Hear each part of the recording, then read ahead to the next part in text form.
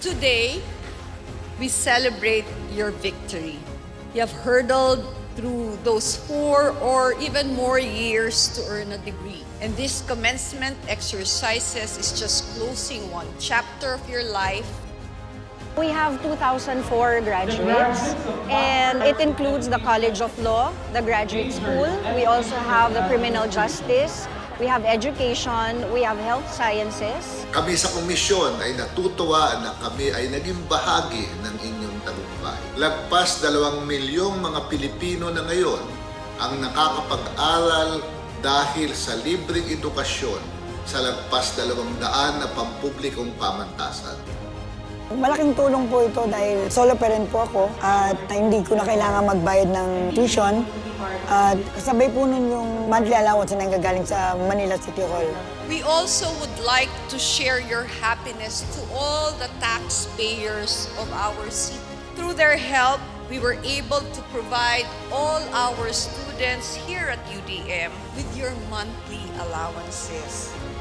It is very heartwarming how our mayor is able to support our students, especially through the social amelioration program. I am proud to say that we are the only city that actually gives a 1,000 peso allowance to our undergraduate students. At kung i-compute po natin yun, naabot sa around 92 million yan sa isang taon. Kada araw po, meron pong nagbibigay ng mga snacks, foods, sa mga students. Nagbigay po sa akin ng malaking oportunidad na pag-aralin po ako. Napakaganda po ng edukasyon na nakukuha sa UDM dahil yung anak ko po na natapos sa UDM, napakadali nyo pong nakakuha ng trabaho. Bilang produkto ng public education, hinihikayat ko ang lahat ng magtatapos na maglingkod sa ating bayan at tumulong sa pamahalaan.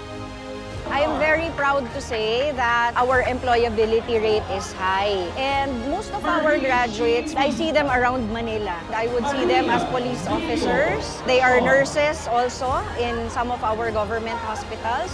Thank you for the City of Manila, especially Mayor Hani Lacuna, for this opportunity. This university is nagbigay po sa amin ng mga karanasan at mga aral na matututunan po namin in the near future.